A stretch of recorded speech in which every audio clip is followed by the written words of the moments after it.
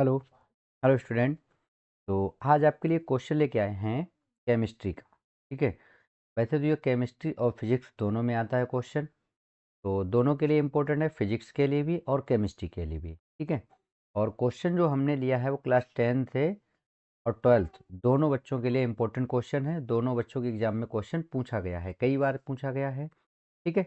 मैंने ईयर नहीं डाले हैं कि कितनी बार क्वेश्चन को पूछा गया, लेकिन ये क्वेश्चन कई बार एग्जाम में आया हुआ है। ठीक। तो देखते हैं क्वेश्चन में क्या दे रखा है आपको। देखिए क्वेश्चन में आपको दे रखा है कि एक धात्विक तार में 0.5 एम्पियर की धारा जो है वो प्रवाहित 2 घंटों के लिए प्रवाहित होती है। तो तार में से कितने इलेक्ट्रॉन प्रवाहित होंगे। ठीक है। तो हमें ये बताना है कि तार में से कितने इलेक्ट्रॉन प्रवाहित होंगे। ओके। अब देखिए यहाँ पे आपको क्या क्या वैल्यू दे रखी है सवाल में।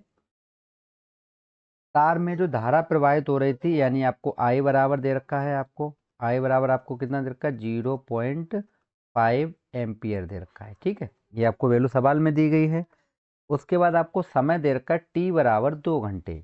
तो यहाँ पे मैं लिख देता हूँ टी बराबर कितना दे रखा है आपको, 2 घंटे। ठीक है। लाइट जो होती है वो हमेशा सेकेंड में प्रवाहित होती है, तो इसको हम लोग सेकेंड में चेंज करेंगे। तो देखिए 1 घंटे में होते हैं 60 मिनट। कितना होता है, 60 मिनट होता है। ठीक है। और 1 मिनट में होता है, 1 मिनट में, तो 1 मिनट में होते हैं हमारे पास 60 सेकेंड। ठीक है। कितने होते हैं, 60 सेकेंड होते हैं। अब देखिए हमें चेंज करना था, टी बराबर 2 घंटे दिया तो घंटे को हमको चेंज करना था सेकेंड में। तो हम लोग क्या करेंगे, टी बराबर हमारे पास हो जाएगा 2। इसको पहले हम मिनट में चेंज करेंगे तो हम लोग 60 का गुणा करेंगे। फिर मिनट को सेकेंड में चेंज करें तो फिर से हम लोग 60 का गुणा करेंगे। ठीक है। अब देखिए हो जाएगा 2 और 6 का 6 में मल्टीप्लाई करेंगे तो हो जाएगा 36 और एक जीरो ये रहा, एक जीरो ये, तो यहाँ पे हम 2 जीरो लगा देते हैं। तो और 36 दूनी कितना होता है, 72, तो ये हो जाएगा 7200 सेकेंड। ओके। यानी आप लोग देख सकते हैं टी बराबर हमारे पास जो समय आया है वो 7200 सेकेंड आ गया है। ठीक। अब देखिए आपको विद्युत धारा दे रखी थी, यानी कि धारा आपको दे रखी 0.5 एम्पियर, और समय आपको दे रखा था 2 घंटे। घंटे को हमने किस में चेंज कर लिया है, सेकेंड में चेंज कर लिया। ठीक है। इसके बाद बोल रहा है कि प्रवाहित होती है तो तार में से कितने इलेक्ट्रॉन प्रवाहित होंगे, यानी हमें इलेक्ट्रॉनों की संख्या निकालनी है। ठीक। तो हमें इलेक्ट्रॉनों की संख्या निकालनी है, तो हम लोग क्या करेंगे, देखिए आपके पास एक फार्मूला होगा, अगर आपने देखा हो, ये होता है Q बराबर आई टी।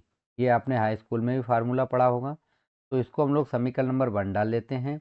और एक आपने पढ़ा होगा Q बराबर एन ई, यानी आवेश का क्वांटीकरण। ठीक है। ये हो जाएगा समीकरण नंबर 2 हो जाएगा। ठीक है।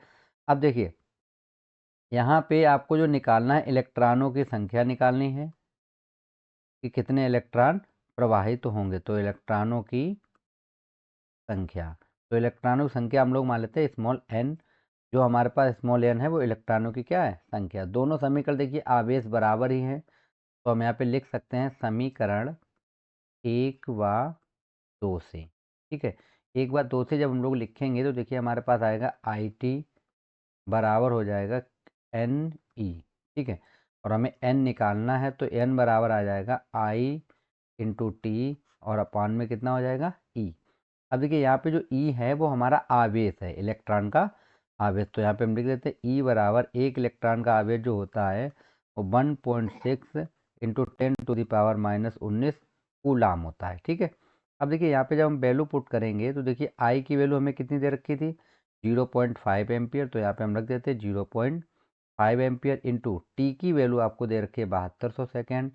तो यहाँ पे हम लोग रख देते हैं 7200 सेकेंड अपॉन आवेश हमें दे रखा 1.6 गुणे 10⁻⁻19 दे रखा है। ठीक है। अब इसको हम लोग जब सॉल्व करेंगे तो देखिए किस तरीके से इसको हम लोग सॉल्व करते हैं, हम आपको सॉल्व करके भी यहाँ पे दिखा देते हैं। देखिए ये पॉइंट से आप पॉइंट को हटा दीजिए। ठीक है। और पावर को हम लोग लेके जाएंगे ऊपर। ठीक है। तो देखिए हमारे पास कितना हो जाएगा, यहाँ पे 5/16 इंटू हो जाएगा 72 गुणे हो जाएगा 10⁻², इंटू ये पावर ऊपर जाएगी तो हो जाएगी प्लस की, 10⁻³ कितनी हो गई, 19। 10⁻³ कितनी हो जाएगी, 19 हो जाएगी। अब देखिए इसको हम लोग लिख सकते हैं इस तरीके से, ये हो गया 5/16 इंटू हो जाएगा 72 गुणे ये हो जाएगा 10⁻21। कितना हो गया?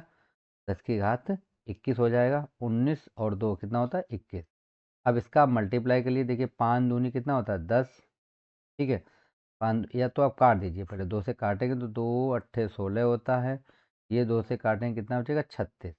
ठीक, तो कितना आ गया आपके पास? 5 × 36 बचा, अपॉन में कितना बचेगा? 8। ठीक है, ये हो गया 10⁻21। अभी 2 से और कट जाएगा, 4 से भी कटेगा। देखिए 4 दूनी होता है 8 और 4 नेम होता है 36। ठीक है, इसको आप काट दीजिए, 2 एकम 2, और इसको जब आप काटेंगे तो कितना बचेगा? 2.5 बचेगा। ठीक है, कितना बचेगा? 2.5। तो आप यहाँ पे लिख लीजिए n बराबर कितना हो जाएगा? ये हो गया 2.5 इंटू हो जाएगा 9 गुणे 10⁻21। अब देखिए 25 का गुणा अगर आप 9 करेंगे तो आएगा कितना? 225 आता है। ठीक है, कितना आता है? 225। अब एक अंक के बाद पॉइंट था तो हम यहाँ पे एक अंक के बाद दशमलव लगा लेंगे और गुणे हो जाएगा 10⁻21।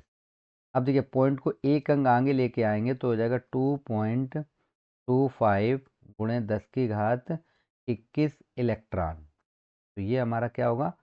आंसर होगा। ठीक, यानी कि अगर हम 0.5 एम्पियर की धारा को t बराबर 2 घंटे तक अगर हम प्रवाहित करते हैं तो उससे कितने इलेक्ट्रॉन उत्सर्जित होंगे? तो 2.25 इंटू 10⁻² का 22 इलेक्ट्रॉन प्रवाहित होंगे। ठीक है, आई होप ये क्वेश्चन आपको क्लियर समझ में आ गया होगा। ऐसे ही क्वेश्चन के लिए आप हमारे चैनल को सब्सक्राइब अवश्य करें और बेल आइकन को प्रेस करें। Thank you.